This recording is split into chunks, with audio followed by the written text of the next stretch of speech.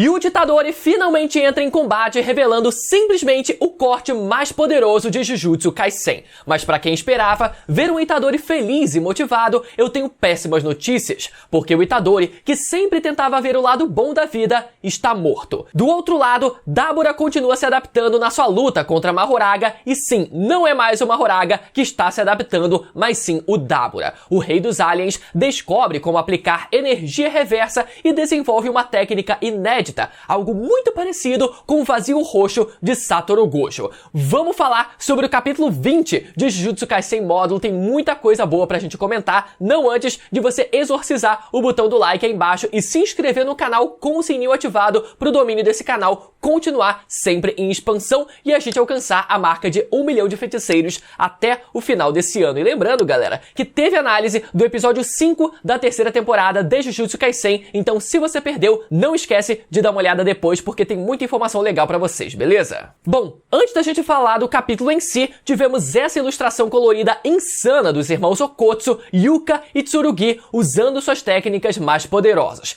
Yuka exibindo a pose de invocação do General Divino Mahoraga e Tsurugi na sua forma fundida com a Rika e os dois elementos que representam esses poderes, o Dharma do Mahoraga e o Anel de Yuta Okotsu se entrelaçando. Puta merda, hein? Nem dá pra acreditar que foi o Gege que desenhou isso, até porque realmente não foi ele que desenhou, já que ele, tá responsável só pelo roteiro dessa sequência do mangá, pra quem não tá lembrado ou ainda não sabe. Inclusive, só uma pequena observação, pequena não, mas que lapa de cabeça é essa do Tsurugi fundido com a Rika? Puta merda, hein? É tanta técnica guardada nesse HD que a cabeça da Rika tá quase explodindo. Bom, mas agora sim, adentrando do capítulo, Itadori já começa sendo atacado por um Shimuriano que estava dentro de um prédio. No capítulo passado, Itadori usou a técnica de manipulação de sangue em todo mundo que estava dentro daquele prédio, o que resultou numa explosão de sangue saindo por tudo quanto é janela daquele prédio. No vídeo passado, eu até levantei a pergunta se o Itadori tinha literalmente matado todo mundo dentro do prédio, incluindo os humanos que estavam lá, mas parece que não.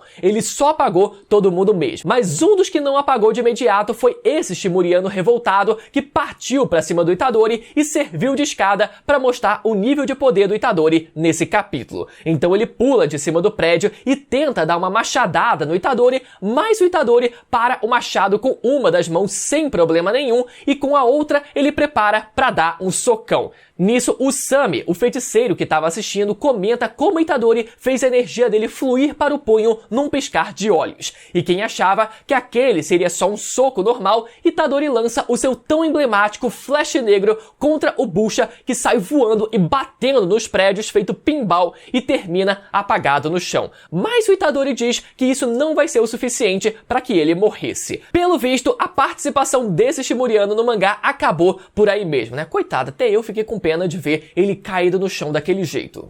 E pra completar, Itadori lança mais um tiro de sangue contra o Sami que tava ali assistindo a luta. E detalhe que o Itadori aperta a mão como se estivesse jorrando água de dentro da piscina, sabe? E espirra só um jato pequeno de sangue que corta o rosto dele e ele já cai no chão vomitando o almoço. Provavelmente o sangue do Itadori tem propriedades venenosas, principalmente por causa dos fetos amaldiçoados que ele absorveu lá na história original, que tinham um sangue venenoso. Por isso, o sangue do Itadori fez o Usami começar a vomitar e sentir náusea instantaneamente, e a mesma coisa deve ter acontecido com o resto da galera que foi atingido lá dentro do prédio, chegando ao ponto até de todo mundo desmaiar. Ou pode ser que o Itadori tenha usado a manipulação de sangue para remover litros e litros de sangue do corpo de todo mundo, e por isso geral acabou ficando fraco a ponto de desmaiar, e por isso saiu aquela enxurrada de sangue de dentro do prédio, porque aquele seria o sangue da galera e não só o sangue do Itadori. Enfim, tudo vai ficar bem pra esse povo, já que eles só precisam de 2 ou 3 dias de descanso pra se recuperar, segundo o próprio Itadori. Então ele de fato não matou aquele povo todo.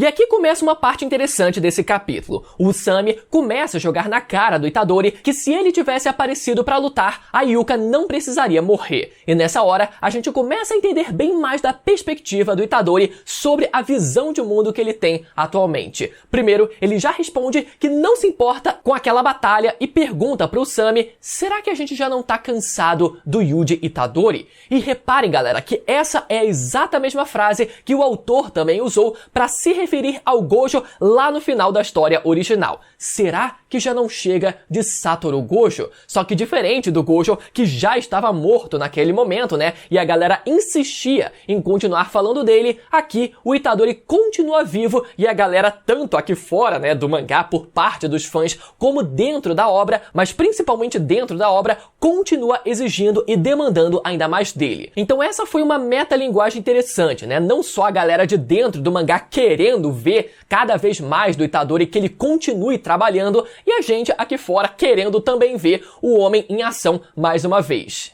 Itadori continua dizendo então que velhos soldados nunca morrem, eles apenas desaparecem. A título de curiosidade, essa é uma frase que ficou famosa durante a Primeira Guerra Mundial aqui no mundo real, que simboliza, obviamente, né, aqui no mundo real, né, que simboliza o respeito aos veteranos que mesmo após a aposentadoria ou fim do serviço, permanecem vivos na memória, desvanecendo-se apenas com o tempo. Porém, com o Itadori isso não acontece por ele ser alguém que nunca envelhece e sempre precisa continuar lutando sem nunca poder finalmente descansar. E por isso também ele nunca é esquecido, porque ele continua sendo mais forte até hoje, porque ele continua sendo útil até hoje. Outro detalhe que vale ser mencionado também é que o visual do Itadori só foi revelado agora nessa página desse capítulo. Como a gente já esperava, o rosto dele não mudou praticamente nada desde a adolescência, só ficou um pouco mais comprido e talvez um pouco diferente por causa do traço desse novo autor, mas é praticamente a mesma coisa, só para diferenciar, né, a fase do Jujutsu clássico do Jujutsu Shippuden. Inclusive, o visual do Itadori já tinha sido revelado num rascunho que foi publicado junto do volume 1 de Jujutsu Kaisen Módulo, então apesar do autor ter feito um mistério enorme, o visual do Itadori realmente não tinha nada demais. Mas o ponto mais importante mesmo é o timing dessa revelação contrastando com o discurso do Itadori. Todo mundo esperava ver o Itadori tirando o capuz e fazendo algo super foda, com uma expressão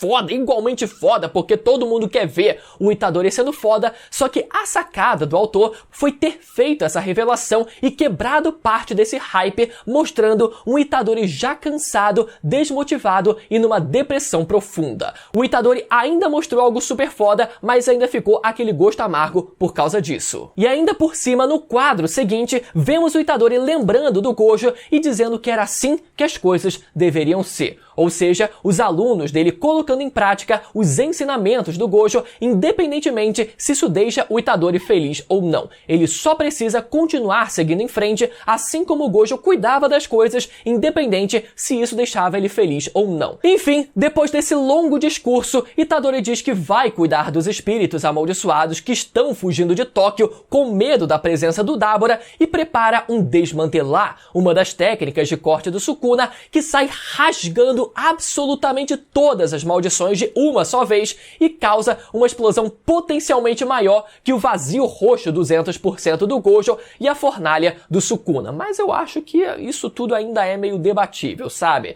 Os leitores e matemáticos de pixel estão trabalhando de noite para tentar ver qual ataque foi mais destrutivo do que qual. Mas se a gente reparar na imagem, a gente pode notar não uma, mas duas explosões acontecendo simultaneamente. Então, o que diabos aconteceu aqui? O corte do Itadori, ele se dividiu e explodiu em duas partes. Galera, muito provavelmente aquela segunda explosão que se igualou em tamanho à explosão causada pelo Itadori foi causada pelo Dabura. Vamos lá que eu vou explicar. Durante o capítulo, também vemos a continuação da luta entre Dabura e Mahoraga, e depois do Dabura ter descoberto como usar energia reversa ou energia positiva para poder se curar, ele agora experimentou usar essa mesma energia positiva nas suas técnicas de luzes. E como a gente bem sabe, no caso do Gojo, por exemplo, isso transformou o feitiço azul de atração no feitiço vermelho de rejeição, e ainda por cima, permitiu com que depois o Gojo desenvolvesse o vazio roxo. Então, o que o Dabura fez nesse capítulo muito provavelmente se equivale ao feitiço vermelho do Gojo, ou seja, uma reversão da técnica base de luzes do Dabura. E o que isso resultou na prática? Dabura foi capaz de criar um poder escuro, que a gente ainda não sabe o que é.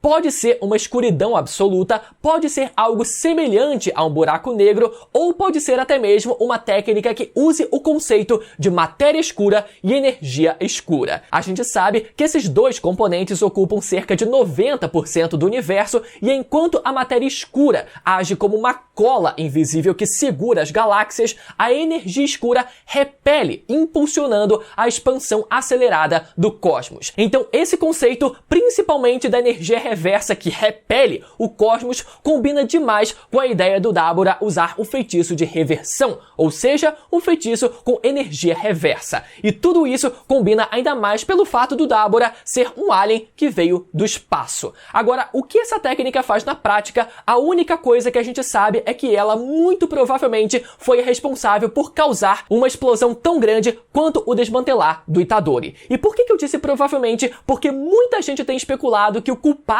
pela segunda explosão não foi o Dabura, mas sim o próprio Itadori ou talvez o Tsurugi. Isso porque a cena que precede essas duas explosões mostra o Itadori e o Tsurugi, os dois se preparando para dar um golpe, e logo na página seguinte as duas explosões acontecendo. Então a sequência de leitura do capítulo pode até dar a entender que foram eles dois, mas momentos antes disso vale lembrar que o Dabura também estava preparando um ataque com energia positiva. E convenhamos, né, que faz muito mais sentido ter sido o Itadori e o Dabura do que o Itadori e o Tsurugi. Mas para entender isso melhor, vamos analisar a continuação da luta do Tsurugi contra o Maru, que também acontece nesse capítulo. Vemos então o Maru manipulando tudo quanto é tipo de elemento para usar contra o Tsurugi, terra, gelo, gravidade, a porra toda, até que o Tsurugi decide sacar uma espada de dentro do Anel da Rika. Ou seja, isso prova, galera, que o Anel da Rika ainda possui as ferramentas amaldiçoadas que o Yuta colecionou durante a sua vida.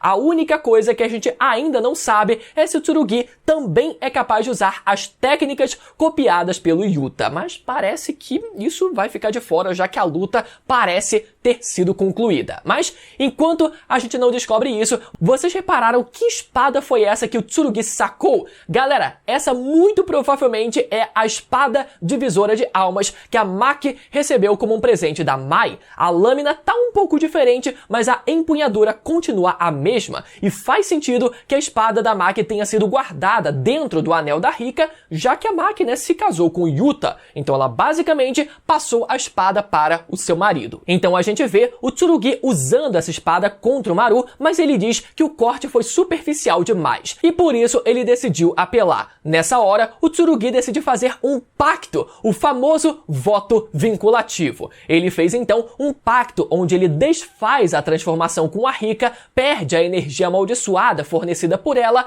mas em troca ele ganha uma velocidade ainda mais absurda para conseguir atacar com ainda mais força. Ou seja, ele perde todo o power-up físico e energético concedido pela Rika para aumentar especificamente a sua velocidade contra o Maru. E com isso, o capítulo termina mostrando uma placa de trânsito manchada de sangue, provavelmente o sangue do Maru, e a placa dizendo que era proibido retornar. Ou seja, essa foi uma forma do autor dizer, né, que a partir daquele momento, todo o conflito que se iniciou entre os humanos e os Shimurianos já não tinha mais retorno. Então, galera, como vocês puderam ver, o golpe do Tsurugi não causou explosão nenhuma, era simplesmente um golpe cortante, né? No caso, o Itadori também é um golpe cortante, mas no caso do Tsurugi era só um corte direto. Então, apesar daquela cena ter feito parecer que era o Itadori e o Tsurugi causando aquelas duas explosões, na verdade, era muito provavelmente o Itadori e o Dabura mesmo. Eles sim são os únicos que têm um potencial destrutivo como esse. Agora, a grande pergunta, né? Será que o Mahoraga foi mesmo destruído? Eu tô achando que sim. E se isso aconteceu, o mangá de Jujutsu Kaisen módulo deve terminar com um confronto entre o Dabura e o próprio Itadori. E com isso, chegamos ao final de mais um vídeo aqui no canal, galera. Se você gostou e ficou até o final, bastante coisa interessante, hein? Comenta aqui embaixo se você acha que o Itadori superou o Gojo e o Sukuna ou ainda não. Lembra novamente de deixar o seu like, conferir a sua inscrição no canal e conferir agora, galera, a minha análise completa do episódio 5 da terceira temporada de Jujutsu Kaisen, que também tem muita informação legal pra vocês. É só clicar no vídeo que vai aparecer agora desse lado da tela aqui pra você ir lá assistir, beleza? Até a próxima, tchau!